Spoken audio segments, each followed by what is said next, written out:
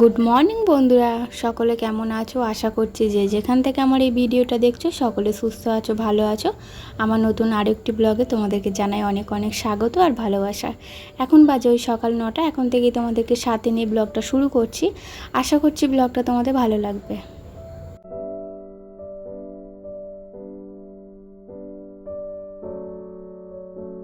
আজকে শরীরটা একটু খারাপ, সকালবেলা যখন উঠলাম চা খেলাম তখন শরীরটা বেশ ভালো ছিল।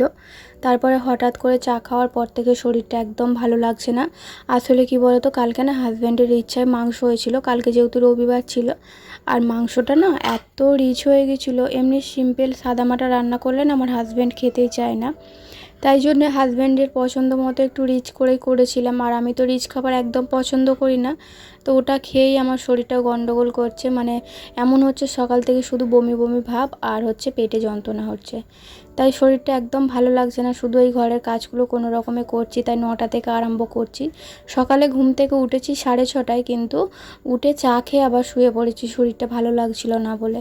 তো এখন তো মেয়েকে স্কুলে দিতে যেতে হবে, ঘরের কাজগুলো না কমপ্লিট করে রেখে গেলে যা গরম উঠছে বেলাতে পারবও না। তাই মেয়েকে দিতে যাওয়ার আগেই বাসি কাজটা কমপ্লিট করে নেব। আর আজকে রান্নাবান্না সেরকম কিছু করব না, করতে পারবো না। আর তাছাড়া করলে খেতেও পারবো না। তাই সিম্পল খাওয়া দাওয়া করবো। শরীরটা তো ভালো না, তার উপরে টেনশান, মনটাও একটু খারাপ আছে। কালকে রাত্রিরে ঘুমোতে পারিনি। কী হয়েছে বলো তো, আমার ফোনটা না, ফোনের একটা কোণ, স্ক্রিনের একটা কোণ না একদম কালো হয়ে গেছে, ওই আস্তে আস্তে বেড়ে যাচ্ছে, কালো হয়ে গেছে। জানি না আর ব্লগ দিতে পারবো কিনা, ফোনটা 2-1 দিনের মধ্যেই হয়তো আমার খারাপ হয়ে যাবে। আজকে দিনটা ব্লগ দিচ্ছি, পরের আমি তো একদিন ছাড়া ব্লগ দিই, পরের দিন আর দিতে পারবো কি জানি না। এটাই শেষ ব্লগ কি।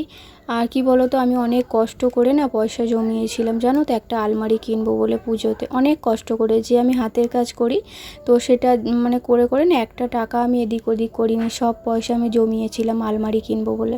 ভগবান যে কেন আমার সঙ্গে এরকম করে আমি জানি না। কোনো একটা ছোট ইচ্ছা পূরণ করতে যাব, শখ পূরণ করতে যাব, সেটাও আমার হয় না। এরকম একের পর এক সমস্যা চলে আসে। কিছুদিন আগে আমার হাজব্যান্ডের ফোনটা হলো, আজকে আবার আমার ফোনটা।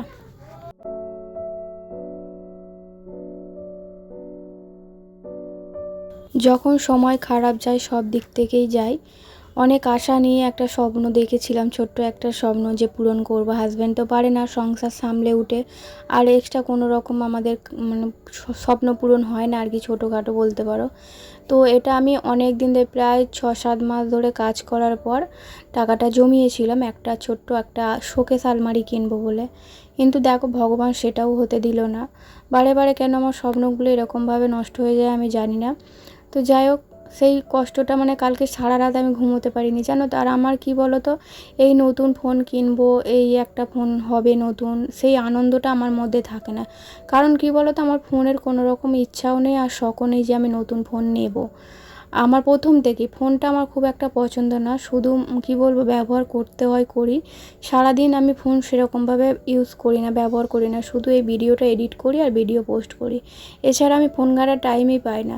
তার জন্য ফোনের প্রতি অত আমার টানটাও নেই জানো তো।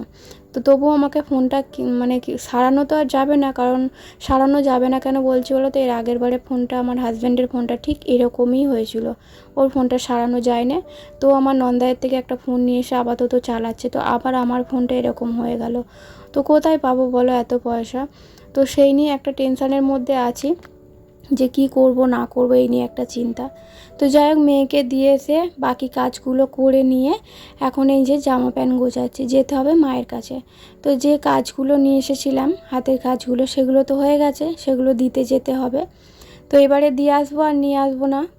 সামনে পুজো চলে এসছে, ঘরের কাজগুলো একটু টুকটাক করে করতে হবে, ঘর দালান সব পরিষ্কার করতে হবে। তাই জন্য আর এই দেখো কুট্টুর জন্যে, আমার ভাইয়ের মেয়ের জন্য দুটোই চুড়ি কিনেছি, ভেজলেট চুড়ি। আর হচ্ছে দুটো ক্লিপ কিনেছি। তো এই হচ্ছে ওর সাজগোজ, সেরকম তো ছোট লিপস্টিক কাজল এগুলো তো দিতে পারবে না, তাই এইগুলোই কিনেছি। আর ওর জামাটাও তোমাদেরকে দেখাবো, ওর জন্য কি জামা নিয়েছি না নিয়েছি। তো আমাদের কি কেনাকাটা করেছি তোমাদেরকে তো সেটা শেয়ারই করা হয় না। কী বলো তো, এতটা পরিমাণে ব্যস্ত, শেয়ার করার টাইম পাইনি জানো তো। তো এই যে এই জামাটা কুট্টুর জন্য নিয়েছিলাম, তো একটা নিয়েছিলাম প্রথমে, তারপরে আবার ভাবলাম একটা দেবো, তাই জন্য দুটো আবার নিলাম। এই জামাটাও খুব ভালো লেগেছিলো, ওড়না আছে একটা, চুড়িদারের মতো, বেশ দেখতে ভালো লাগছে, পরলে ভালো লাগবে। তো এটা একটা নিয়েছি, আর হচ্ছে একটা জিন্সের মানে হট প্যান্ট নিয়েছি। ওর মা বলে দিয়েছিল একটা হট প্যান্ট নেওয়ার জন্যে, তাই জন্যে। আমার মেয়ে তো অনেক হট প্যান্ট পরেছে, কিন্তু কুট্টু সেইভাবে পরেই নি হট প্যান্ট, তাই জন্য ওকে একটা হট প্যান্ট দিলাম। আর দেখো আমি দিয়েছি আমার মাসিমণিও আবার হট প্যান্টই দিয়েছে। তো এই যে এই ড্রেসটা কিনেছি, জ্যাকেট আছে, ভেতরে সাদা জামাটা আর বাইরে দিয়ে ব্লু জ্যাকেট। এই যে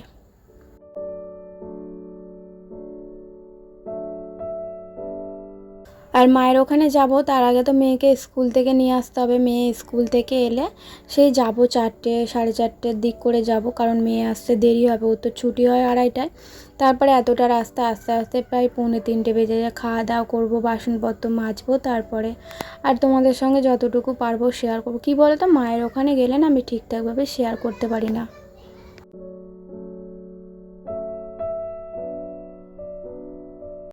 আসলে কি বলতো, মায়ের ওখানে গেলে সেরকমভাবে তো আমি কোনো রকম সংসারে কাজকর্ম করি না, মা একাই করে নেয়। বলেই না আমাকে, মা যে এটা করে দে ওটা করে দে, তাই জন্য সেরকমভাবে কিছু কাজকর্ম শেয়ারও করতে পারি না। আর এই যে শাড়িটা দেখছো, এটা হচ্ছে আমার ভাইয়ের বউয়ের জন্য নেওয়া হয়েছে। তো শাড়ির কালারটা বেশ দেখতে সুন্দর লাগছে না, বেনারসির মতো, কিন্তু এটার ফোনের মধ্যে দেখাচ্ছে খয়েরি কালার, কিন্তু এটা হচ্ছে কি কালার বলবো বলো তো, জাম কালারের। ফোনেতে এরকম দেখাচ্ছে, কিন্তু এটা জাম কালারে নিয়েছি, কারণ এর আগের বারে লাল আর ব্লু দিয়েছিলাম, তাই জন্য এবারে এই এক কালারের দিয়েছি। আর আমার জন্য তো শাড়ি আমি কিনেই নিই, কারণ আমার ননদ একটা শাড়ি দিয়েছে, আর শাড়ি তো সেইভাবে পরাই হয় না, কোথাও যায় না পরে।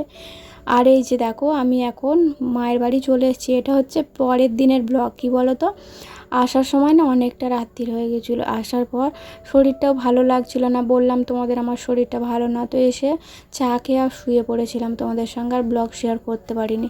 এটা পরের দিন সকাল, এখন কটা বলবো, প্রায় 10:30 11টা বাজে।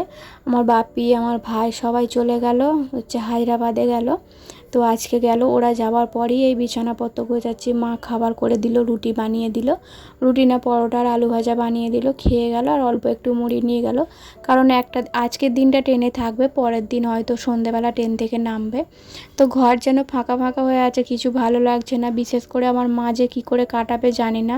তো এই কটা দিন ভাইয়ের বউটা থাকবে, তারপরে হচ্ছে ও বাপের বাড়ি চলে যাবে। মা যে একাই ফাঁকা বাড়িটায় কী করবে আমি বুঝতে পারছি না।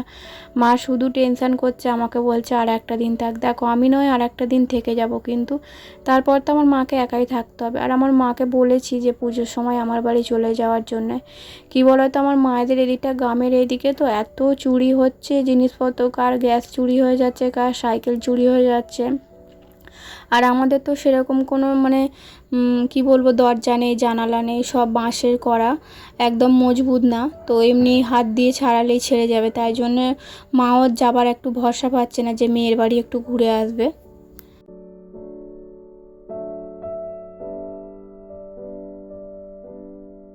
আমাদের বাড়ি চলে গেলে হয়তো মায়ের আর কোনো সমস্যাই হতো না, সময় কেটে যেত, আমরা থাকবো। আর এখানে তো এত বড় বাড়িটা মাকে একা থাকতে হবে। যদি ভাইয়ের বউটা থাকতো তাহলে আর কোনো টেনশন থাকতো না। সব থেকে বড় কথা, আমার ভাইয়ের গাড়িটা আছে, 3টে সাইকেল আছে, আমার বাপির জিনিসপত্র আছে কাজে, সেগুলো নিয়ে আমার মা বেশি টেনশন করছে। ঘরে লোক থাকলেও চুরি হয়ে যাচ্ছে, জানো তো বন্ধুরা। তো আমার মা ভাবছে একা থাকলে যদি আমাকে মেরে জিনিসপত্রগুলো নিয়ে চলে যায়, এটাই ভয় পাচ্ছে। আর এখানে আমার বাপি আরে কালকে রাত্রিরে শুয়েছিল, বাপি আর মা। আর আমার কি বলবো, মেঝেটা না এত ভিজে ভিজে হয়ে আছে, তাই জন্য এত কিছু পেতেছিল, ওইগুলো পেতে তারপরে মাদুরি পেতেছিল। তো বন্ধুরা চলো আজকের ব্লগটা এই পর্যন্তই, টাটা।